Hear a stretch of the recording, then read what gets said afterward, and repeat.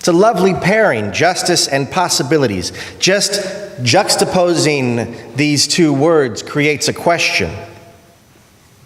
3 questions, really, to my mind.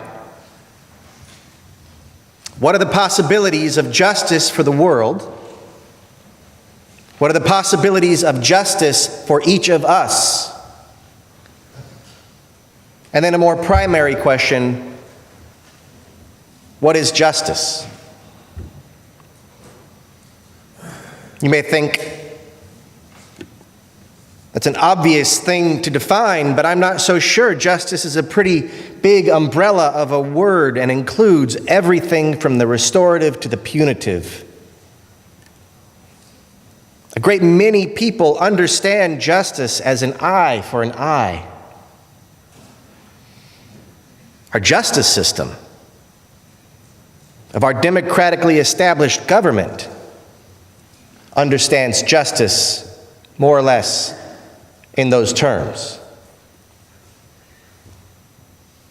Personally, I'm not so sure that that is justice. In fact, given the disparity of sentencing and patrolling between black and white populations, it might well be true that the system that we've set up to ensure justice is in reality perpetuating injustice. Be that as it may, there are certainly many ways to understand the concept. There's Batman's way. There's Luke's way. So what is justice? I asked the kids earlier, does anyone want to take a crack at it? It's not really a test. I suppose there could be a wrong answer. Donuts would be wrong. Does anyone want to take a stab at what justice is? When you treat people fairly. Fairness, yeah. Yeah. There's a book Jonathan Haidt wrote, The Divided Mind, Why Good People Disagree About Politics and something else.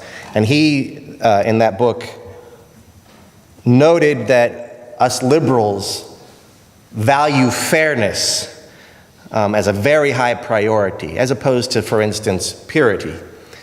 So yeah, justice, I would agree with that. Justice and fairness are crucial to one another. Anybody else? Equal access to accountability for injustices. Access to accountability. So accountability, fairness and accountability. Restoring right relationship among ourselves and others. Restoring right relationships. Yeah. These are all good answers. They're good answers. And I'm really glad that nobody gave the answer that I'm going to give. How about this? My phone just turned on. Okay. You will have to be accountable for that later. So I'm going to rely on the famous quote from Cornel West. I think it's his. He may have been using somebody else's quote too. But he says that justice is what love looks like in public. Not good intentions in public. Not sympathetic feeling in public. Not outrage in public. Not shouting down the opposition in public. Not sharing Facebook memes in public.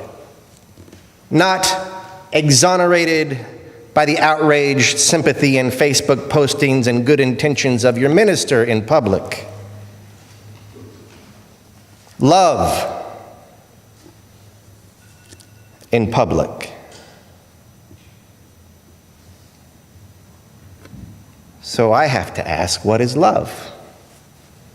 There are, like justice, different kinds. After all, the ancient Greeks had 6 words for love, from the sexual to the marital to the parental to the civic to the divine and on.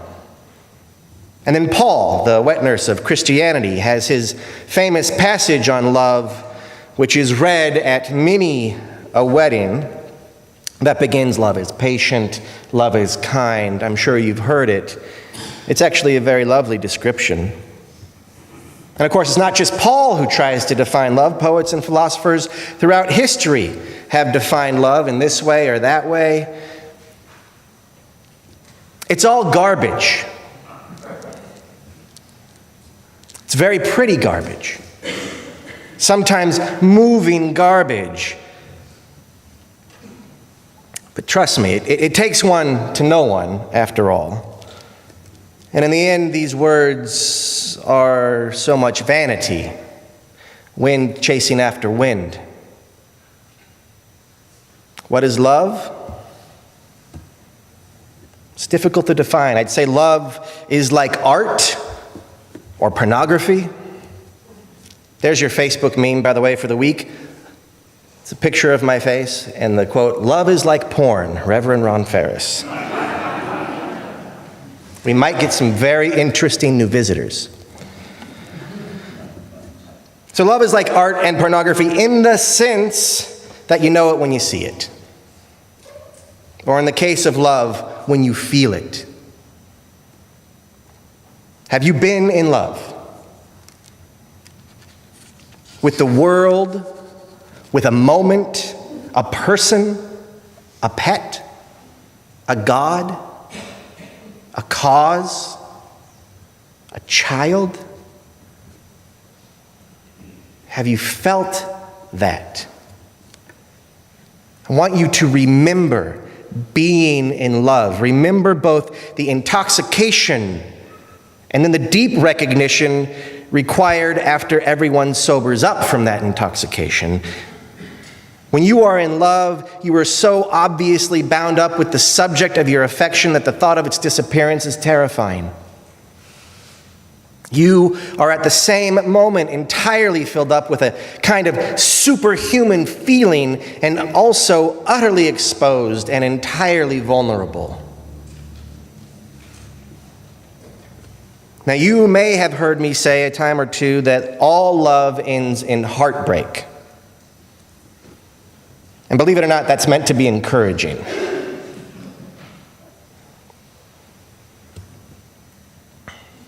Like, why hold back?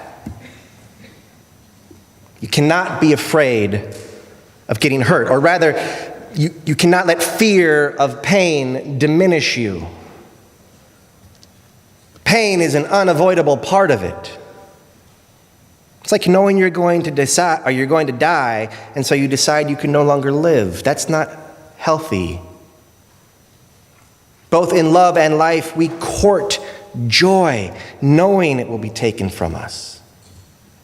It's what makes humans so tragic and beautiful and delicate and brave. All love ends in heartbreak. But in justice work, it's a little different.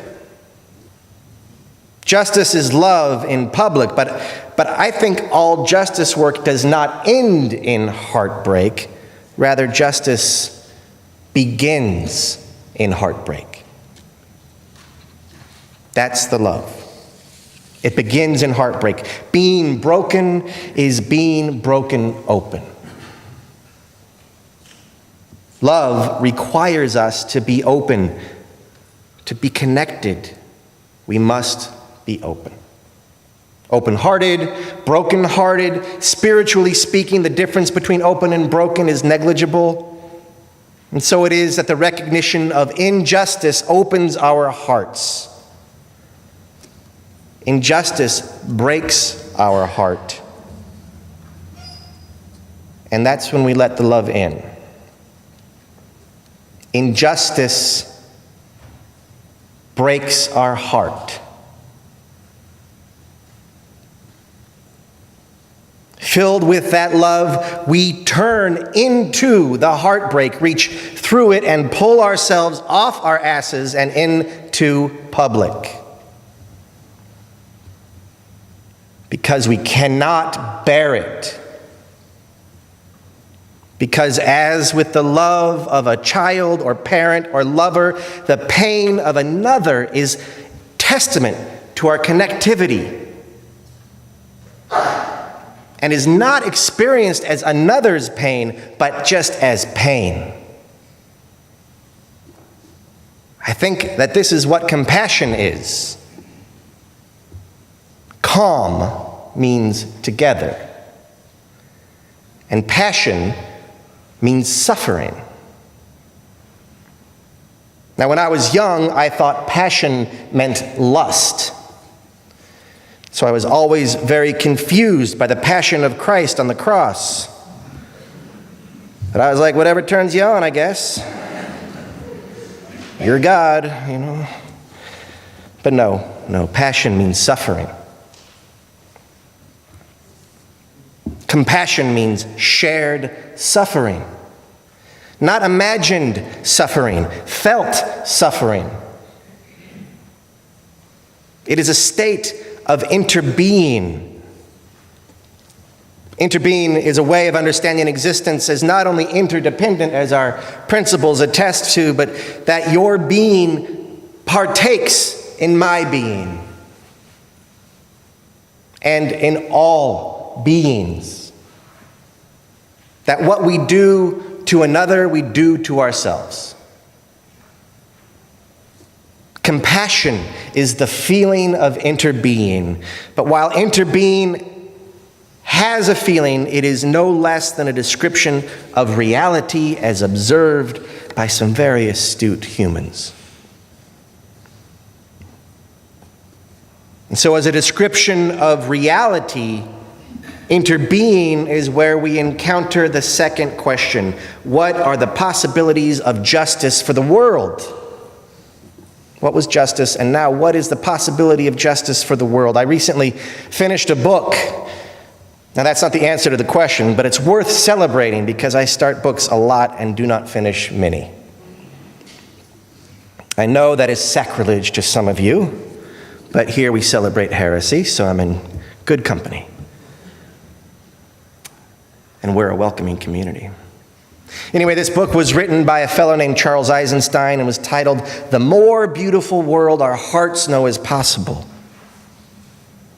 It's effectively based on two premises that the author pursues to the nth degree, and it turned my brain inside out. One is this concept of interbeing, and the other is the very simple notion stated in the title, that our hearts know there is a more beautiful world possible. You know this, right? You know a more beautiful world is possible. Dwell on that for a bit. That it is possible and not actual. Talk about heartbreak. We can end racism, stop global warming, dismember the patriarchy, end oppression and hunger, make it possible for local economies and cultures to thrive. We just don't.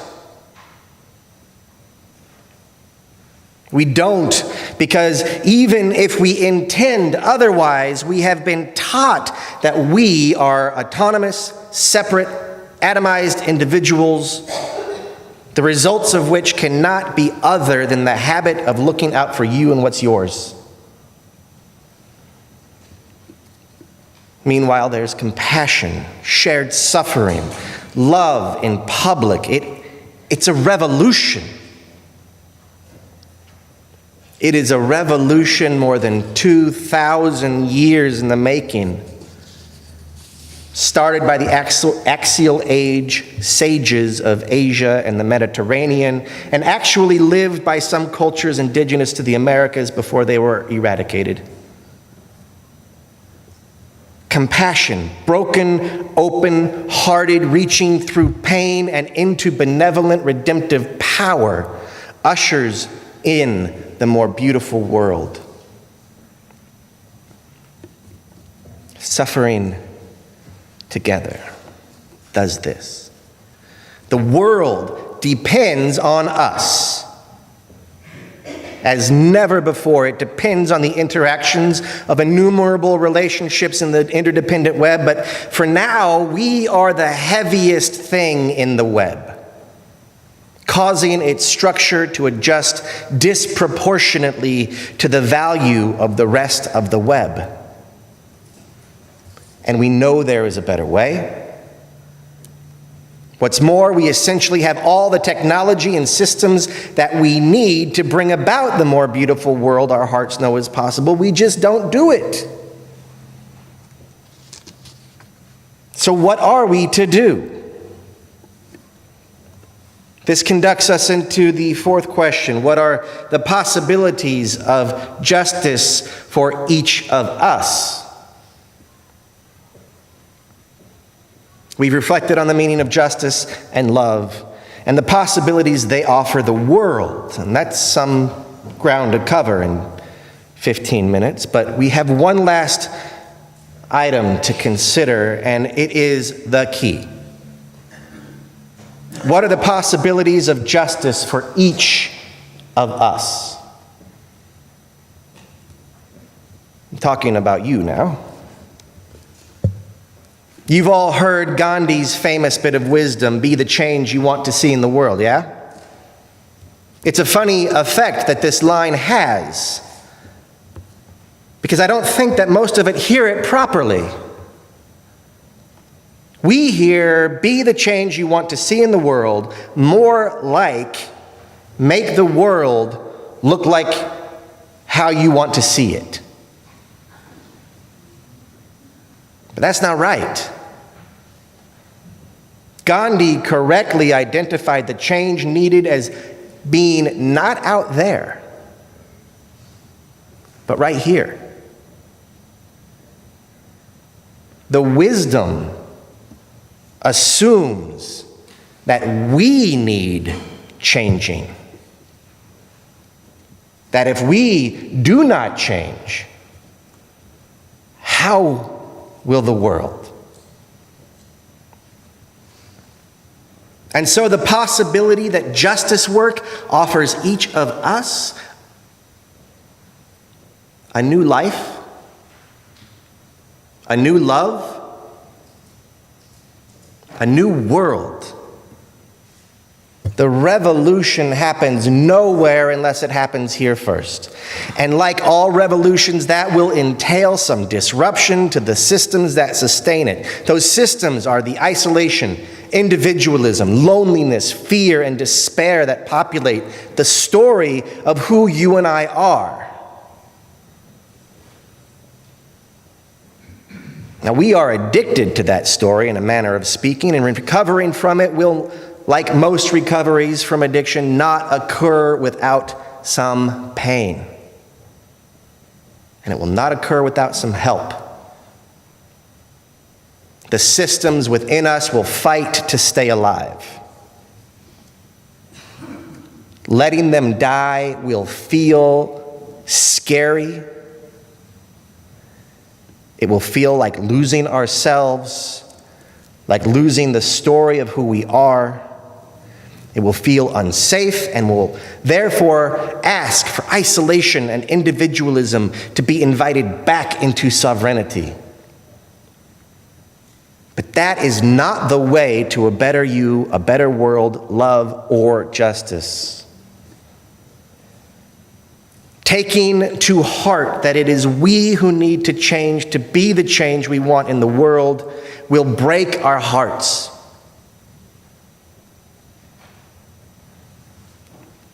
It will expose where we have been fraudulent or undeserving. But it is through that exposure that we will discover the true ground of our being, the ground that lies beneath all this accumulation of privilege that reinforces our isolation and abets injustice. That ground of being is our true inherent worth, the worth that is pristine and prior to the accumulation of privilege or trauma. It is discovered and embraced by exposing our missteps and reaching through the pain, seeing the pain in others and the pain of the world, and discovering how we already do suffer together. And we could use that as a connection to heal us and then lift us up into a just and beautiful world.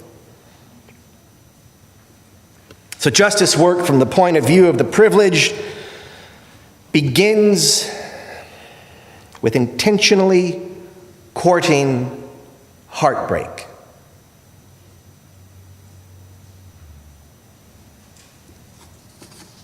We will intentionally court heartbreak. It begins with us, with looking at our persons and the systems that support our persons to discover if there is some change we can make to make the change in the world. And you, my dear congregation, are lucky. You have each other. And coming together, you have produced opportunities to do this work. One in particular I have in mind. In less than a month from now, we will offer a workshop called Toward the Beloved Community, Dismantling White Supremacy. And it will very much look at ourselves and the stories, structures, institutions that contribute to that narrative. You know that justice is an essentially compassionate response to the pain of the world. You know that. You know that there is a more beautiful world possible. You know that.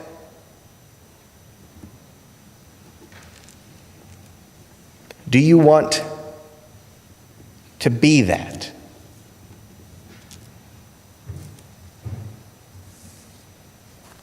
Think about it while you sing hymn number 95. There is more love. Please rise in body or spirit.